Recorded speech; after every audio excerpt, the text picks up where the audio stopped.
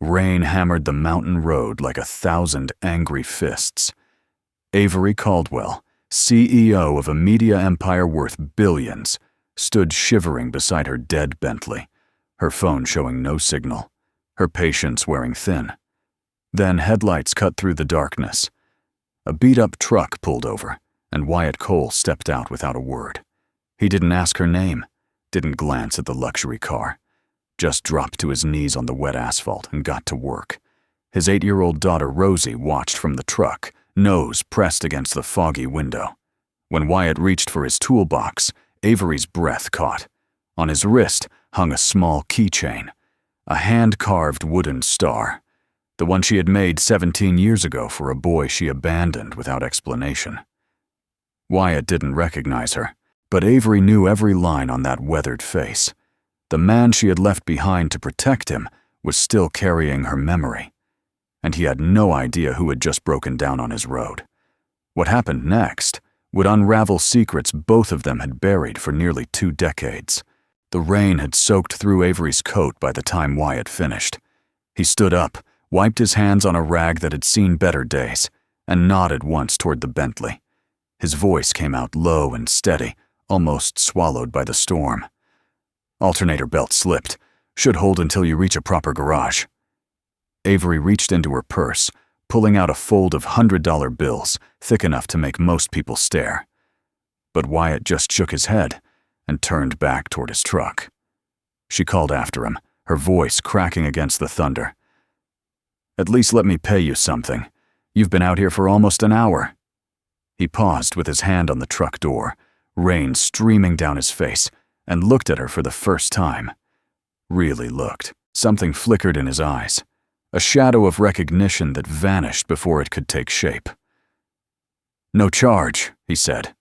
"Drive safe." Then he climbed in beside his daughter and pulled away, leaving Avery standing alone in the downpour, with her heart pounding against her ribs. She didn't sleep that night. The hotel room in the small town of Cedar Hollow felt like a cage, the silence pressing in from every corner. Avery sat by the window, watching the rain slow to a drizzle, her mind replaying every second of that roadside encounter. 17 years. 17 years since she had walked away from Wyatt Cole without a single word of explanation. She had changed everything about herself since then, her name, her appearance, her entire life. The girl who once made wooden keychains and dreamed of small-town love had become a woman who commanded boardrooms and bent markets to her will. But Wyatt had stayed exactly where she left him, still fixing cars, still helping strangers in the rain, still wearing that ridiculous little star on his wrist. She pressed her palm against the cold glass and whispered his name into the darkness. It tasted like a wound that had never healed. The next morning, Avery canceled every meeting on her calendar. Her assistant's voice on the phone sounded increasingly panicked with each call, but Avery barely heard the words. She walked through Cedar Hollow's main street like a ghost, taking in the familiar storefronts that had aged but never changed. The hardware store where Wyatt's father used to buy supplies.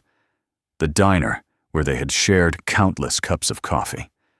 The small park where he had first kissed her under an oak tree that was still standing, its branches reaching toward a gray sky. She asked careful questions at the general store, pretending to be a traveler passing through. The owner, an elderly woman with kind eyes, was more than happy to talk. Wyatt Cole, she learned, owned the only garage in town now. His father had passed 8 years ago, leaving him the business and a mountain of debt he had somehow managed to pay off. He had married a local girl named June, sweet as honey. Everyone loved her. They had a daughter, Rosie. And then, 3 years ago, June got sick. Cancer. She fought hard, but the disease was harder. Now Wyatt raised Rosie alone, and the whole town watched over them like they were their own. Avery found herself standing outside Cole's auto repair before she could talk herself out of it. The garage was small but clean, with an American flag hanging by the entrance and a hand-painted sign that looked like it had been touched up 100 times. Through the open bay door, She could see Wyatt bent over an engine, his movements precise and unhurried. Rosie sat at a workbench nearby, drawing something with colored pencils, her tongue poking out in concentration. Avery's legs felt like they were made of concrete. She had built a billion-dollar company, negotiated deals that made grown men weep, stared down hostile boards without flinching. But walking into that garage took more courage than anything she had ever done. She straightened her shoulders, fixed her face into something resembling calm, and stepped into the shadow of the bay door. Wyatt looked up at the sound of her heels on concrete, and this time, recognition hit him like a truck. His face went through a dozen emotions in the span of 3 seconds. Surprise, confusion, disbelief, and then something cold and hard that settled over his features like a mask. He set down his wrench with deliberate care and wiped his hands on that same worn rag. When he spoke, his voice was flat, stripped of any warmth it might have once carried. Avery Marlowe. Or is it Caldwell now? I saw your face in a magazine a few years back. Took me a while to recognize you. Avery opened her mouth to respond, but he cut her off with a raised hand. 17 years. Not one phone call. Not one letter. You just vanished like I was nothing. Rosie looked up from her drawing, her eyes wide and curious. Daddy? Who's that lady? Wyatt's jaw tightened. He knelt down beside his daughter, his voice softening instantly. She's someone Daddy knew a long time ago, sweetheart. Why don't you go inside and get yourself a snack? I'll be there in a minute. Rosie nodded slowly, gathering her pencils with one last lingering look at Avery before disappearing through a side door. The silence that followed felt thick enough to choke on. Avery took a step forward, her hands trembling at her sides. Wyatt, I know you have every right to hate me, but please, let me explain. He laughed, but there was no humor in it. The sound scraped against the air like broken glass. Explain? You want to explain 17 years in what? A 5-minute conversation? I waited for you, Avery. I waited for months. I went to your house, but your father said you didn't want to see me. I called until your number was disconnected. I drove to the city looking for you, until I ran out of money and gas. He stepped closer, and she could see the pain carved into every line of his face. I was going to propose to you that night. Did you know that? I had a ring. I had a whole speech planned, and you just disappeared. Avery felt tears burning behind her eyes, but she refused to let them fall. Not yet. Not until he heard the truth. I know about the ring, and I need you to understand why I left. But not here. Not like this. Wyatt stared at her for a long moment, his expression unreadable. Then he shook his head slowly. I don't need to know, Avery. Whatever reason you had, you made your choice. And I made mine. I moved on. I built a life. I had a wife who loved me, and a daughter who needs me. He turned back toward the engine, dismissing her with his silence. The town has a hotel, if you need a place to stay. But there's nothing for you here. Avery didn't leave Cedar Hollow. She couldn't. Not when she had come this far. Not when she had finally found him again. She rented a small cottage on the edge of town, a weathered 2-bedroom that smelled like pine and old memories. Her assistant called every hour with increasingly urgent messages, but Avery let them all go to voicemail. The board was threatening an emergency meeting. Shareholders were asking questions. The stock price dipped 2% on rumors that the CEO had gone missing. She didn't care. For the first time in 17 years, she was exactly where she needed to be. A week passed before Wyatt came to her. She heard his truck pull up the gravel drive just as the sun was setting, painting the sky in shades of orange and purple. He didn't knock, just stood on her porch with his hands in his pockets, staring at the wooden boards beneath his feet. Avery opened the door and waited. The silence stretched between them like a wire pulled too tight. I need to know, he finally said, his voice rough. "I've spent 17 years not knowing, and it's eaten at me every single day. So whatever you have to say, just say it." Avery stepped aside, letting him in. The cottage felt smaller with him in it, his presence filling every corner. She gestured to a worn armchair by the fireplace, but he remained standing, arms crossed, jaw set. She took a breath and let the words come, the words she had rehearsed 1,000 times and never spoken aloud. "My father found out about us. The night before I disappeared, he showed me photographs of us together. He had been watching me, Wyatt. Watching us. And he gave me a choice." Her voice wavered, but she pushed through. "He owned the bank that held your father's mortgage. The garage was underwater, drowning in debt. My father said if I didn't end things, if I didn't leave and never contact you again, he would call in every loan. He would take the garage, take your family's home, destroy everything your father had built." Wyatt's face had gone pale. He said nothing, so she continued. "I was 19 years old. I had no money, no power, nothing to fight him with. And I knew if I told you, you would have done something stupid and noble, and he would have crushed you anyway." The tears came now, sliding down her cheeks in hot streams. "So I ran. I changed my name, built a new life, became someone my father couldn't touch. But I never stopped thinking about you. Not for one single day." Wyatt stood frozen, his expression shifting like clouds across a troubled sky. The anger was still there. She could see it burning behind his eyes. But something else had crept in alongside it. Something that looked almost like grief. He ran a hand through his hair, turned away from her, and stared out the window at the darkening trees. The silence felt heavy, filled with all the years they had lost. When he finally spoke, his voice was barely above a whisper. "My father died, thinking I wasn't good enough. That I drove away the only girl I ever loved because I was too poor, too small town, too nothing." He turned back to face her, and the rawness in his eyes made her chest ache. "Do you have any idea what that did to me? To him?" Avery wanted to reach out, to touch him, to bridge the impossible distance between them, but she kept her hands at her sides. "I'm not asking you to forgive me, Wyatt. I'm not sure I could forgive me either. I just needed you to know the truth." He nodded slowly, processing, recalibrating everything he had believed for 17 years. "June," he said suddenly, the name falling from his lips like a confession. "I married her 5 years after you left. She was kind and patient, and she loved me in a way I didn't deserve." His voice cracked. "But there was always a part of me that was still waiting for you. And she knew. She always knew. And I could never give her all of me because I didn't have all of me left to give."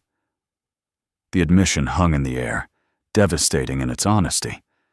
Avery felt something break open inside her chest. "I'm not asking for anything," she said softly. "I just wanted you to understand. And now that you do, I can leave. I can go back to New York and pretend I never came here." Wyatt was quiet for a long moment.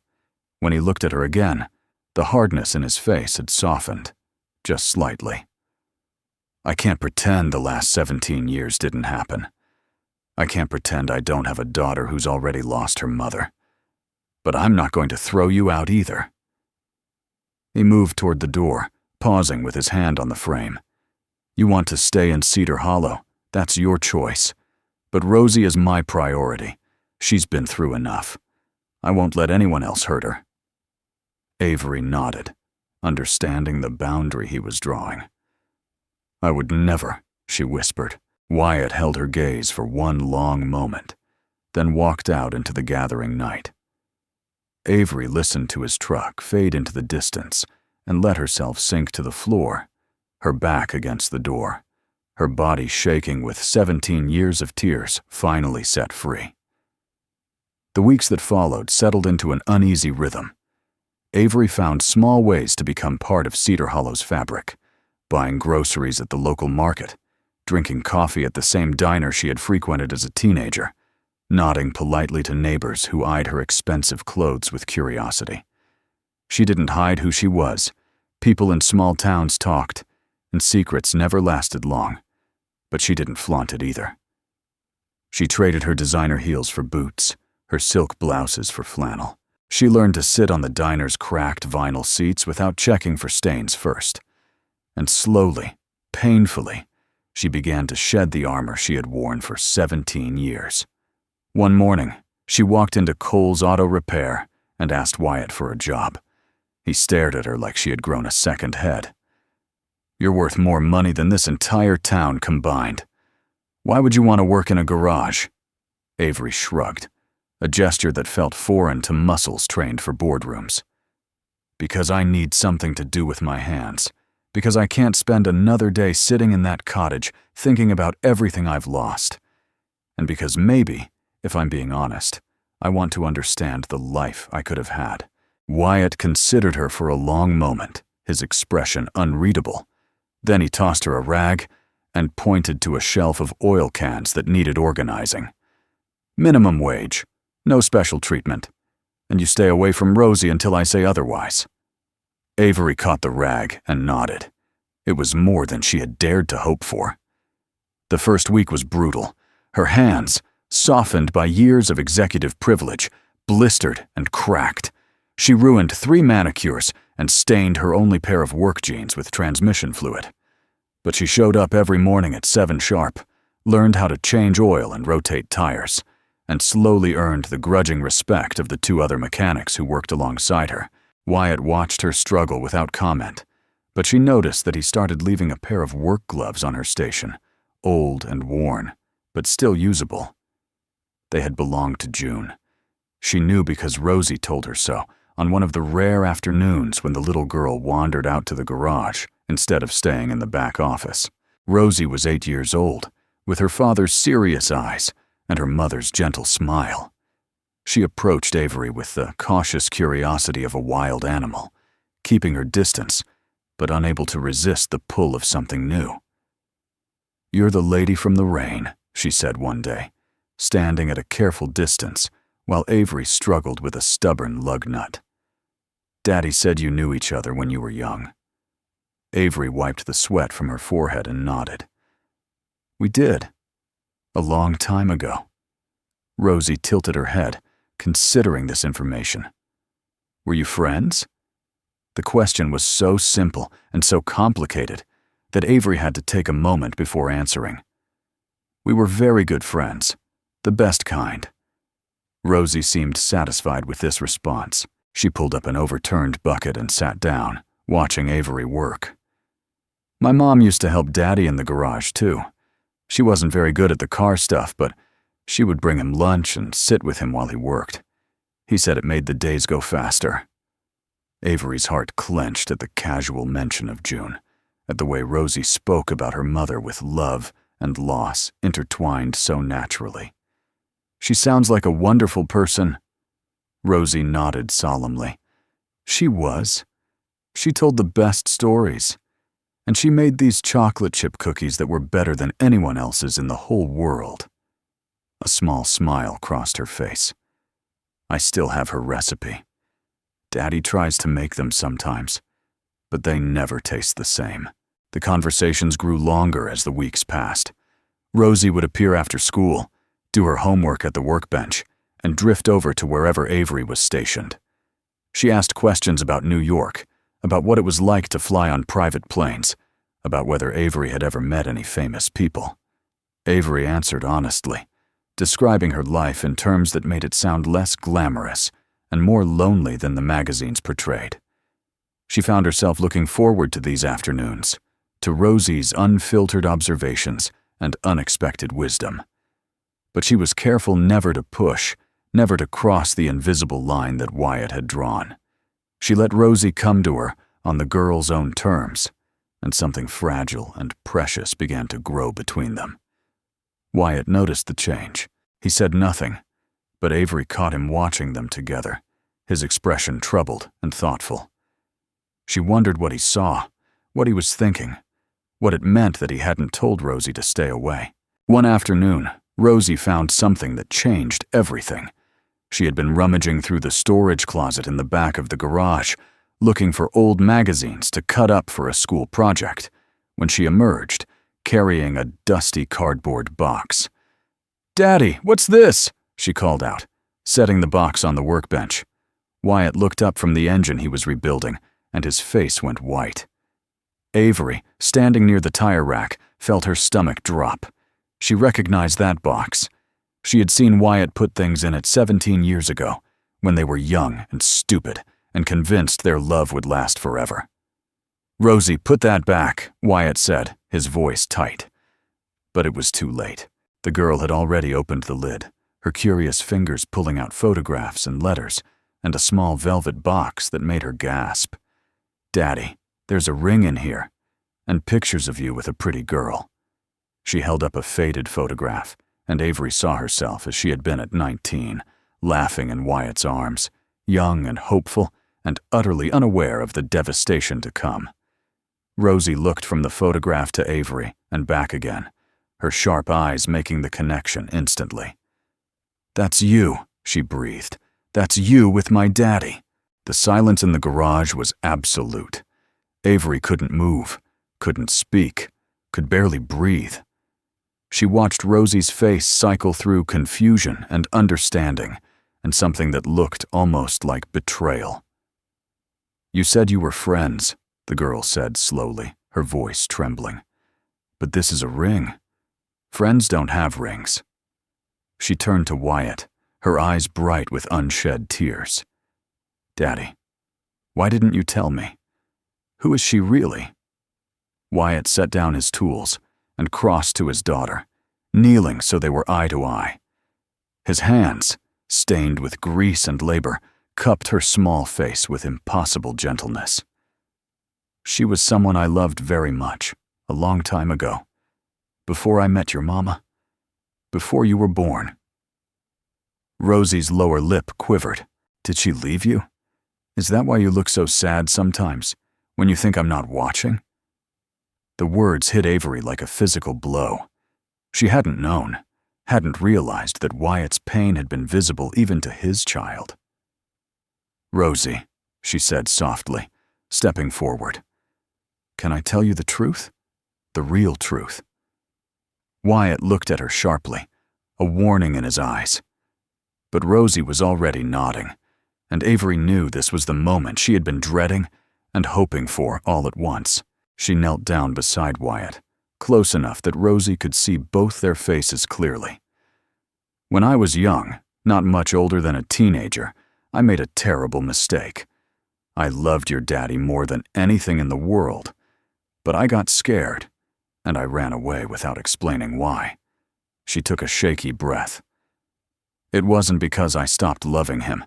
It was because I thought leaving was the only way to protect him. But I was wrong. I hurt him by leaving. I hurt him more than I could have ever imagined."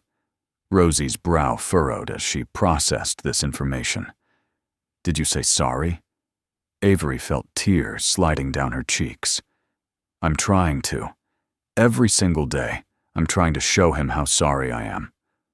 The little girl looked at her father, then back at Avery. "Mama used to say that when you make a mistake, you have to do more than say sorry. You have to be different.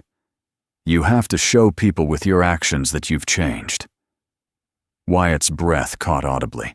It was something June had said to him once, when they were fighting about something he couldn't even remember now. Hearing it from Rosie's lips, watching her parrot her mother's wisdom to a stranger, broke something loose in his chest. "Rosie," he said quietly, "why don't you go inside for a bit? Miss Avery and I need to talk." The girl hesitated, looking between them with an expression far too old for her 8 years. "You're not going to yell at each other, are you?" "I don't like yelling." Wyatt managed a small smile. "No yelling? I promise." Rosie nodded slowly and gathered the box in her arms, clutching it to her chest as she walked toward the office door. She paused at the threshold and looked back at Avery. "I think," she said carefully, That if someone keeps trying to show they're sorry, maybe they mean it. Mama said people who mean it don't give up. Then she disappeared inside, leaving the two adults alone with 17 years of regret between them. Wyatt stood slowly, his joints cracking from the position. He didn't look at Avery immediately, instead focusing on wiping his hands, on straightening tools that didn't need straightening, on anything that kept him from facing the storm of emotions inside him. "She's right, you know," he finally said. "June always said that. Words are easy, actions are hard." He turned to face Avery, and his expression was more open than she had ever seen it. "You've been here for 2 months. You've worked harder than anyone I've ever hired. You've never once complained about the dirt or the hours or the pay." He paused, struggling with the next words. "And my daughter looks at you like you hung the moon. Do you know how long it's been since she's opened up to anyone like that? Since June died. She barely talks to anyone outside of school. But somehow you got through." Avery wiped her eyes, her mascara long gone, her carefully constructed facade in ruins. "I didn't do anything special. I just listened to her. She's an incredible kid, Wyatt. You've done such a good job with her." A bitter laugh escaped his lips. "I've done my best, which most days doesn't feel like nearly enough." He was quiet for a moment, then looked at her with something that might have been vulnerability. "I have to tell you something. About June. About our marriage." Avery shook her head. "You don't have to explain anything to me. Your life with her, that's sacred. It's not my place." But Wyatt pressed on, needing to say what he had carried alone for too long. "I loved June. I need you to know that. She was good and kind, and she deserved so much better than what I could give her." His voice cracked. "But she knew. From the very beginning, she knew there was a piece of me that belonged to someone else. And she married me anyway, hoping that time would heal what I couldn't let go of." He looked at Avery with eyes full of guilt and grief. "She died knowing I never fully gave her my heart. What kind of man does that make me?" The question hung in the air, raw and painful. Avery stepped closer, closing the distance between them until she could see the gray at his temples, the lines around his eyes that hadn't been there 17 years ago. "It makes you human," she said softly. "It makes you someone who was wounded and did the best he could with what was left." She reached out, hesitated, then gently touched his arm. He didn't pull away. "June knew who you were when she chose you. She wasn't a fool, Wyatt. She saw the broken parts and loved you anyway. That was her choice, and it was a beautiful one." A tear slid down his weathered cheek, and he didn't bother to wipe it away. "I spent 5 years trying to be enough for her, and 3 years since she died, wondering if I failed." Avery's heart ached for him, for the weight he had carried alone. "You didn't fail. You gave her what you could, and she gave you Rosie. That's not failure. That's grace."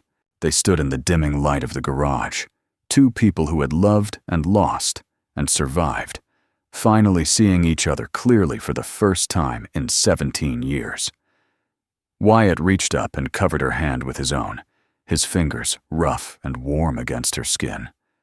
"I don't know what this is," he admitted. "I don't know if I can trust you. I don't know if this is second chances or just old wounds reopening." Avery nodded, accepting his uncertainty. "Then let's not name it yet. Let's just be here, in this moment, and figure out the rest as it comes." He studied her face, searching for the girl he had loved in the woman she had become. "You really gave up everything to come here, didn't you? Your company, your life, all of it." She smiled, and it was the first genuine smile she had worn in longer than she could remember. "I gave up a life I built to survive. I'm hoping to find one worth living." The call came on a Thursday morning, sharp and insistent, shattering the fragile peace Avery had built. Her personal phone, the one she had nearly forgotten existed, lit up with her assistant's name. She answered it outside the garage, her hand still smelling of motor oil. "Avery, thank God. The board is calling an emergency meeting. Reynolds is making a move for your seat. The stock dropped 8% this morning on rumors you've abandoned the company." The words washed over her like cold water. The empire she had spent 15 years building, the one she had sacrificed everything for, was crumbling in her absence. Her assistant's voice grew more frantic. "You need to come back. Today. If you're not in that boardroom by tomorrow morning, everything you've worked for will be gone." Avery leaned against the garage wall, watching through the window, as Wyatt showed Rosie how to check tire pressure. The little girl's face was screwed up in concentration, her small hands mimicking her father's movements. "I hear you, Daniel," Avery said slowly. "I'll call you back in an hour." She hung up before he could protest. The choice felt impossible. 15 years of her life, billions of dollars, thousands of employees depending on her leadership, all balanced against something she couldn't even name yet. A maybe, a possibility, a second chance that might never fully materialize. She walked back into the garage, and Wyatt looked up immediately, reading the trouble on her face. "What happened?" she told him. Laid it out plainly. The company, the coup, the ultimatum. She watched his expression shift from concern to something harder, something that looked almost like resignation. "So you have to go back," he said flatly. It wasn't a question. Avery felt something crack in her chest. "I don't have to do anything. But if I don't go, everything I built will belong to people who will gut it for profit. People will lose their jobs. Pensions will disappear.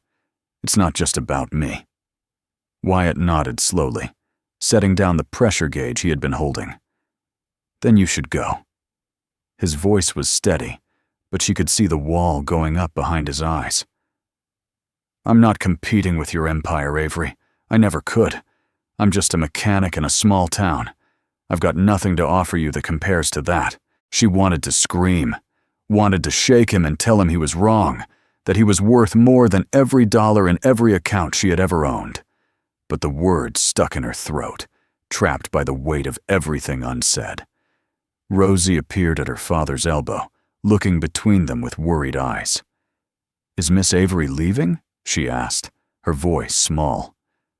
Wyatt put a hand on her shoulder. "She has important things to take care of, sweetheart. Back in her real life." The words cut deeper than any knife. Her real life. As if the past 2 months had been nothing but a dream, a detour, a pleasant distraction from the world she actually belonged to. Avery knelt down until she was eye level with Rosie. "I have to go away for a little while," she said carefully. "But I want you to know something. Meeting you, getting to know you, that's been the best part of being here. You're an amazing kid, Rosie Cole. Don't ever let anyone tell you different." Rosie's lip trembled. "Are you coming back?" Avery glanced at Wyatt, but his face was a mask. "I don't know, sweetheart, but I hope so. I really, really hope so." The flight to New York felt like traveling through time in reverse. With every mile that passed beneath her, Avery felt herself hardening, rebuilding the armor she had shed in Cedar Hollow. By the time the plane touched down, she was Avery Caldwell again, CEO, billionaire, shark in designer clothing. The boardroom battle was brutal and decisive. She walked in with evidence of Reynolds's insider trading, his falsified reports, his offshore accounts hidden from shareholders. She had always been good at research, good at finding the dirt people tried to bury. Within 3 hours, Reynolds was out and her position was secure.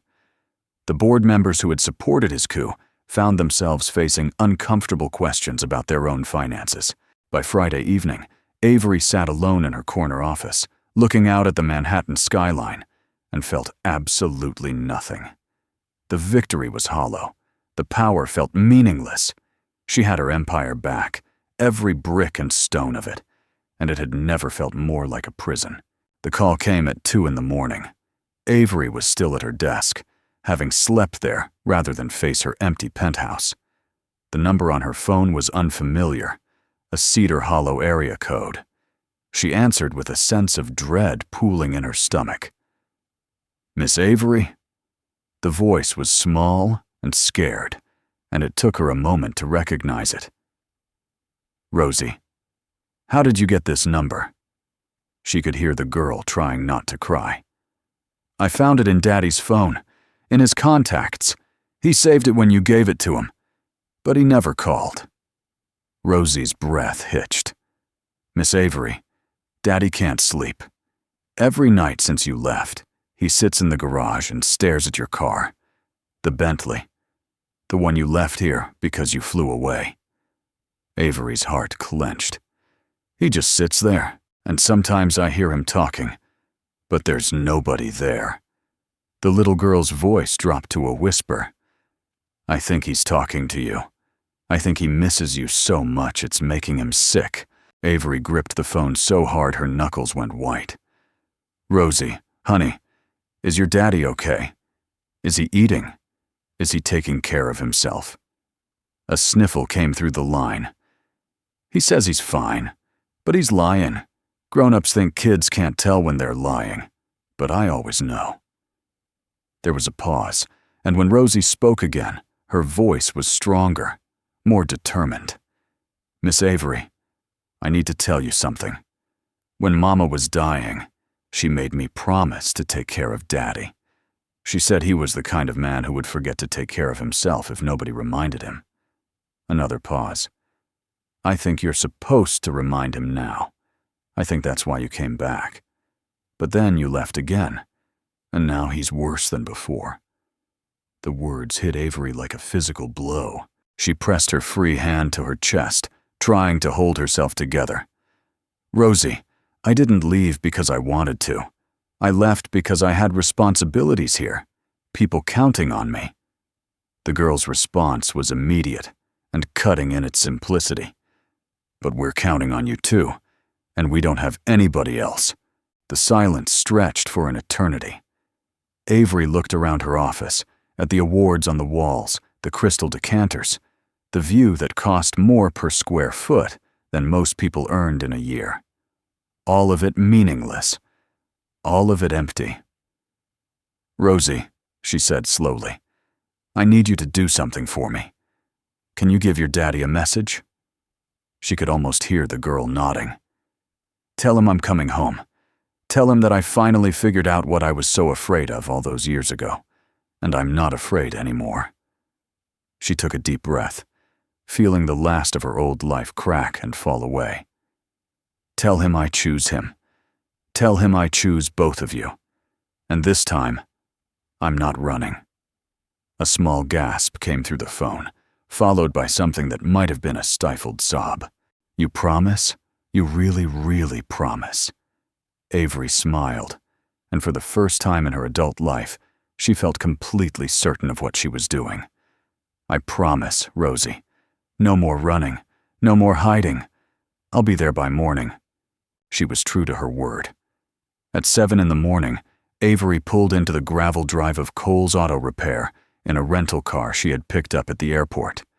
The garage was still locked, the lights off, but she knew Wyatt would be there soon. He opened at 7:30 every day without fail. She parked and walked to the old Bentley, still sitting where she had left it 2 weeks ago. It had been cleaned, she noticed, polished until it gleamed. Someone had been taking care of it. She climbed onto the hood and sat there, watching the sun rise over the mountains, painting the sky in shades of gold and rose. The sound of Wyatt's truck was unmistakable. She heard it before she saw it, the familiar rumble of an engine that needed tuning, the crunch of tires on gravel. He pulled up beside her rental car and stepped out slowly, his face a mixture of disbelief and something that looked almost like hope. Neither of them spoke. He walked toward her, each step deliberate, measured, as if he was afraid she might disappear if he moved too fast. Avery slid off the hood and stood facing him, the morning light catching the tears she wasn't bothering to hide. "You came back," he said, his voice rough with emotion. "Rosie called me, around 5 this morning. She told me you were coming, but I didn't believe her." Avery reached into her pocket and pulled out a folded piece of paper. She pressed it into his hands. "Read it." He unfolded it slowly, his eyes scanning the words, widening with each line. "This is resignation letter," he breathed. "You resigned as CEO?"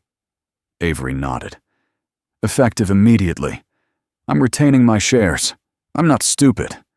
But the day-to-day, the boardroom battles, the 18-hour days, I'm done. I hired good people. They can handle it." Wyatt stared at her, struggling to comprehend. "Avery, that company is your whole life. You built it from nothing." She stepped closer, close enough to see the gray flecks in his eyes, the small scar on his chin from a motorcycle accident when he was 20. "I built it because I needed something to fill the hole I created when I left you. But I don't want to fill holes anymore, Wyatt. I want to be whole. And I think, maybe, the only way I can do that is here. With you. With Rosie." She reached up and touched his face, her palm against his weathered cheek. "I'm not asking you to forgive me. I'm not asking you to love me again. I'm just asking you to let me stay. Let me prove that this time, I'm not going anywhere." Wyatt closed his eyes, leaning into her touch like a man starving for warmth. When he opened them again, they were bright with unshed tears. He reached into his back pocket and pulled out something small, something that glinted in the morning light. The ring. The same ring from 17 years ago, the one Rosie had found in the box. "I've been carrying this around since you left," he admitted, his voice barely above a whisper. "I kept telling myself it was stupid, that you were gone, really gone this time. But I couldn't make myself put it away." He looked at her, vulnerable and hopeful and terrified all at once. "I'm not the same man I was at 22, Avery. I've got a daughter who comes first. Always. I've got scars and baggage and a whole lot of years I can't get back." She smiled through her tears. "And I'm not the same girl who ran away. I've got my own scars, my own baggage, a whole empire I just walked away from." She took his hands in hers, the ring pressed between their palms. "But maybe that's okay. Maybe we don't need to be who we were. Maybe we just need to figure out who we can be together." The sound of a door slamming made them both turn. Rosie stood on the garage steps in her pajamas, her hair wild, her feet bare on the cold concrete. She must have heard the cars, must have come running. For a moment, she just stared at them, at their joined hands, at the tears on both their faces. Then she flew down the steps and launched herself at them, her small arms wrapping around both their waists, her face pressed into the space between them. "You came back," she sobbed. "You really came back." Avery knelt down, pulling the girl into a proper embrace. Over Rosie's head, she met Wyatt's eyes, and what she saw there made her heart soar. He was smiling. Not the guarded, careful smile she had seen before, but a real one, full and warm and utterly unprotected. 1 year later, the garage looked different. There was a new sign out front, hand-painted like the old one, but with fresh colors and steady letters. The American flag still hung by the entrance, joined now by a small planter of flowers that Rosie had insisted on. The Bentley sat in the corner of the main bay, polished to a mirror shine but never driven. Avery had turned down a dozen offers to buy it, each one more ridiculous than the last. Some things weren't for sale. The wedding had been small, held in the garage's back lot on a warm September afternoon. Rosie had been the flower girl, scattering wildflowers down an aisle made of old tires and reclaimed wood. The guests were neighbors and mechanics and a few old friends who had driven from out of town.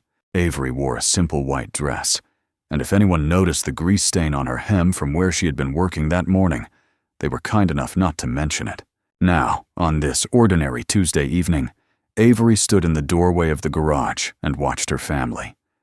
Wyatt was under the hood of a pickup truck, explaining something to Rosie about spark plugs. The girl listened intently, nodding along, her own set of child-sized tools hanging from a belt Wyatt had made her for her 9th birthday. They looked up as Avery approached, two faces so dear to her that it sometimes hurt to look at them. "Dinner's almost ready," she said. "But I wanted to show you something first." She walked to the Bentley and opened the driver's door, gesturing for them to look inside. Hanging from the rearview mirror was the small wooden star, the one she had carved 17 years ago, the one that had started everything. Beside it, Rosie had added a small heart made from twisted wire, and Wyatt had hung his wedding ring's original box, empty now that he wore the ring on his finger. Rosie clapped her hands in delight. "It's like a family tree, but for the car!" Wyatt wrapped an arm around Avery's waist, pulling her close. His lips brushed her temple, and she felt the words more than heard them. "Thank you. For coming back. For staying. For choosing us." Avery leaned into him, watching their daughter climb into the Bentley's driver's seat and pretend to steer. The evening light slanted through the garage windows, turning everything golden. "I spent 17 years running from the best thing that ever happened to me," she said softly. "I'm done running."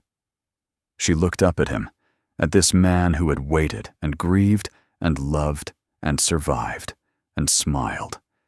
"This is where I belong. This garage, this town, this family. This is home." Wyatt kissed her, slow and sweet and full of promise.